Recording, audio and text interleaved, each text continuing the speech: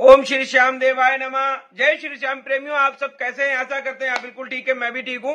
आप सबके बीच में मैं वीडियो लेके आया हूं। वीडियो अच्छा लगे लाइक करना, शेयर करना, सब्सक्राइब करना और वीडियो के अंत तक बने रहना। जब व्यक्ति बहुत ज्यादा परेशान हो जाता है तो आखिरी में वो क्या करता है? घर का कलह उसको मार देती है। बस उसको यही लगता है कि अब तो बस कुछ नहीं करना है, अब तो भाई को जान दे देनी है, और उसको आखिरी रास्ता कुछ नहीं दिखाई पड़ता। बहुत परेशान हो जाता व्यक्ति जब घर का कलह, बैंक का कर्जा, लड़ाई झगड़े, रातों दिन जब उसको चैन नहीं मिलता तो वो क्या सोचता है अपने मन में कि बस अब कुछ नहीं करना, बस मेरे को डूब मरना है। कहीं भर चलती हुई दरिया मिल जाए उसी में मैं कूद जाऊं, किसी पुल पे खड़े होकर कोई रास्ता नहीं दिखाई देता तो बहुत परेशान होने लगता है। और श्याम प्रेमियों में एक छोटी सी बात और आपसे कहना चाहूंगा कि मेरे श्याम प्रेमी, कई सारे श्याम प्रेमियों के कमेंट भी आते हैं और लोग मुझे फोन करके बोलते हैं कि ये सब ऐसा अंधभक्ति क्यों फैला रहे हो? क्या मैंने अंधभक्ति फैलाई है? मेरे श्याम प्रेमियों, आप सब कमेंट करके जरूर बताना, क्या मैं अंधभक्ति फैला रहा हूं या बाबा श्याम के साथ में प्यार व्यवहार बढ़ा रहा हूं? आप सब लोग बाबा जी के साथ में अगर आपका प्यार होगा एक पिता पुत्र की तरह, जब भी तो आपको कुछ हासिल होगा। नहीं तो दुनिया में क्या लेके आए हो, क्या लेके जाओगे, ये शब्द तो दुनिया कहती है, लेकिन बिना पैसे के एक दिन आपका कटता है। आप एक बात बताओ, बिना पैसे के एक पल, एक दवाई की टिक्की, एक पल, एक सांस, एक पानी का गिलास, एक चाय का कप, एक रोटी का निवाला, बिना पैसे के कोई चीज आज तक आपके पास आई है? आप कहते हो अंधविश्वास फैला रहे हो। अरे बिना पैसे के कुछ हुआ है? बिना पैसे के कोई तुम्हें थप्पड़ भी नहीं मारेगा मेरे प्रेमियों। बिना पैसे के कोई रोटी का निवाला नहीं पूछेगा।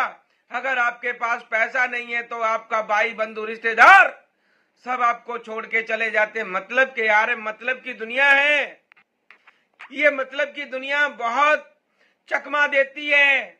ये चापलूसी दुनिया आपको सिर्फ अपना काम निकालने के लिए आपके पास चक्कर काटती है। जब उसका काम निकल जाता तो चकमा देके चली जाती है। इसी प्रकार से आज मेरे पास में एक वीडियो आया है। एक भाई है हमारे, वो कहते हैं गुरुजी, ये मैंने अपनी पीड़ा आपको बताई है, आप अपने चैनल पे जरूर डालना। मेरे सब्सक्राइबर हैं, उन्होंने मुझे वीडियो ये सारी बातें अपने जीवन की पूरी गाथा उन्होंने बताई है कि बाबा श्याम ने मेरे जीवन में कैसे कैसे चमत्कार किया है। ये बॉम्बे के एक छोटे से चोल में रहते हैं। पति पत्नी बड़े ही प्यार से इनका काम धंधा अच्छा चल रहा है, रिक्शा चलाते हैं। और इनको ऐसा लगता है कि रिक्शा में, अगर एक रिक्शा अपना चला रहे थे, इन्होंने सोचा एक रिक्शा और ले लेता हूं किस्तों पे। इन्होंने बैंक से किस्तें करा के एक रिक्शा और ले लिया। एक रिक्शा खुद चला रहे हैं, दूसरा किस्तों पे ले लिया, वो भी चलवा रहे हैं। कुछ पैसे जुड़ जाते हैं, 8-7 महीने तो इनका काम अच्छा चल रहा होता है। उसके बाद में इनको काम कम मिलना हो जाता है। कम मिलता है, काम ही नहीं मिलता है। कभी कोई सवारी मिल जाती है तो उसको बस अड्डे छोड़ जाते हैं, एयरपोर्ट छोड़ देते हैं, कहीं कहीं छोड़ देते हैं, इस फैक्ट्री से उस फैक्ट्री, इस कंपनी से उस कंपनी, कभी यहाँ बीच में कभी वहां बीच में, इस तरह ये करते रहते हैं। लेकिन इनको किस्त नहीं निकाल पाते हैं। और जो रिक्शा ये किराए पे दिया उसमें से भी इनको कोई ज्यादा कमाई नहीं आ रही। वो भी बड़ा चालाक आदमी निकला, वो इनको बहुत परेशान करता है, टाइम से पैसा नहीं देता है। अब जब घर में पैसा नहीं लेके जाओगे, घर में खाना रोटी के लिए, राशन के लिए दाना पानी लेकर नहीं जाओगे, अनाज लेकर नहीं जाओगे तो घरवाली भी क्या करे?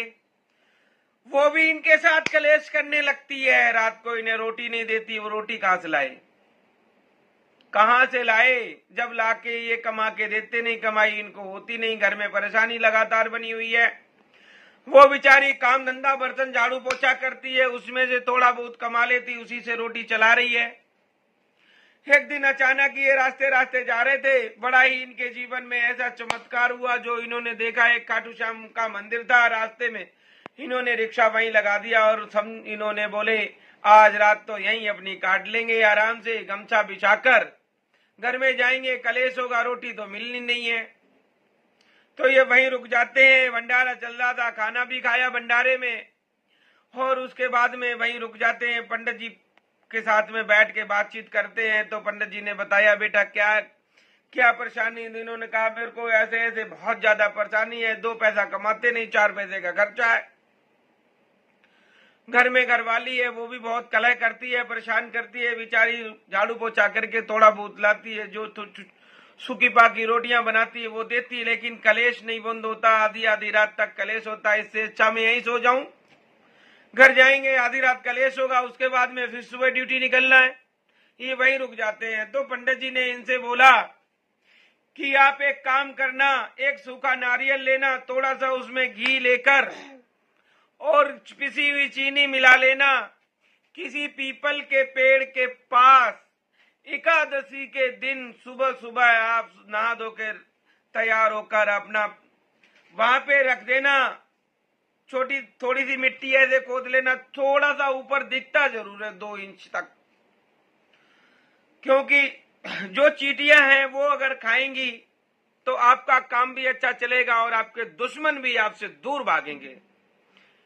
इन्होंने इसी तरह करा, जैसे एकादशी आती है इन्होंने पूरा अपना इत्मीनान से, जैसा पंडित जी ने बताया था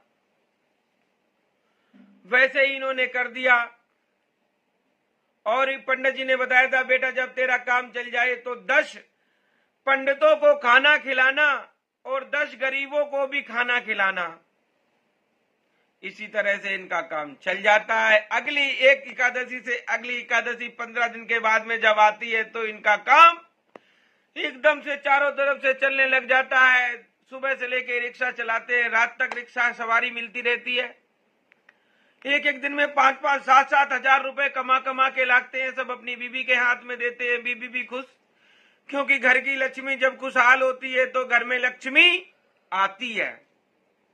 इसी प्रकार से इन्होंने जब पंडित जी के पास जाते हैं तो पंडित जी ने कहा, बेटा जैसे मैंने बताया था वैसे कर, 10 पंडितों को खिलाना, 10 गरीबों को खिलाना, 10 गाय को खिलाना। तो पंडितों ने पूछा, पंडित जी ये 10-10 क्या होता है? तो इन्होंने कहा कि 10 दिशाएं होती हैं, ये 10 दिशाओं से बाबा श्याम ने तेरे पे कृपा करी है।